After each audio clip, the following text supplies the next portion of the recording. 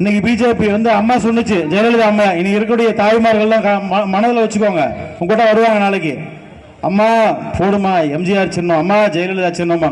அது இல்லை, இன்னைக்கு காலம் மாறி போச்சு. அன்னைக்கு சொன்னுச்சு, மோடியா லேடியான்னு தமிழ்நாடு ஃபுல்லா 40 தொகுதியில நின்று 40 தொகுதியில வெற்றி பெறவதா அம்மையார் ஜெயலலிதா அம்மா. மோடியை கடுமையா எதிர்த்தாரு, ஒரு பெண் சிங்கமா தமிழ்நாட்டில் வளம் வந்தார். ஆனா இன்னைக்கு அந்த கட்சியை கொண்டு போய் பிஜேபி கூட அடமானம் வச்சுட்டு தமிழ்நாட்டுக்கு என்ன கொள்கை, அவங்களை வந்து என்ன நலத்திட்டங்களை வந்து கொண்டு வந்து கொடுத்துட முடியும்? தமிழ்நாடை தாரவாக்கக்கூடிய ஒரு சூழல்ல இன்னைக்கு இதே எடப்பாடி மண்ணில் வந்து எடப்பாடியாரை பார்த்து நான் கேட்கிறேன், நீங்க பண்றது சரியா? நீங்க பண்றது சரியா எடப்பாடியாரே? சொல்லுங்க. இன்னைக்கு என்ன ஆச்சு, என்ன நிலைமை? மோடியா லேடியான்னு அந்த கர்ஜித்த சிங்கப்பெண் எங்களுடைய ஜெயலலிதா அம்மையார் இருந்த காலத்தில் நீங்க எல்லாம் எப்படி இருந்தீங்க, இன்னைக்கு நீங்க எப்படி இருக்கீங்க யோசிச்சு பாருங்க. அதே போன்று இன்னைக்கு கலைஞர் கருணாநிதி அவர்கள் இல்லாத பொழுது இன்னைக்கு திமுக ஆட்சி கிட்டத்தட்ட பாசிச அரசை வந்து எதிர்த்துதான் நடத்திட்டு இருக்கீங்க, இல்லைன்னு சொல்லல.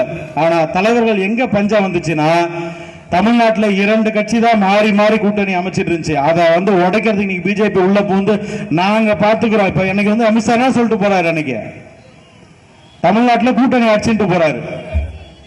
234 தொகுதியில் இரட்டை சின்னத்தை நிறுத்தி ஆளானப்பட்ட கலைஞர் கருணாநிதி அவர்களையே தோற்கடித்த ஒரு சிங்கப்பெண் இருந்த ஒரு கட்சி இன்னைக்கு வந்து பிஜேபி நான் கூட்டணி ஆட்சின்றான்.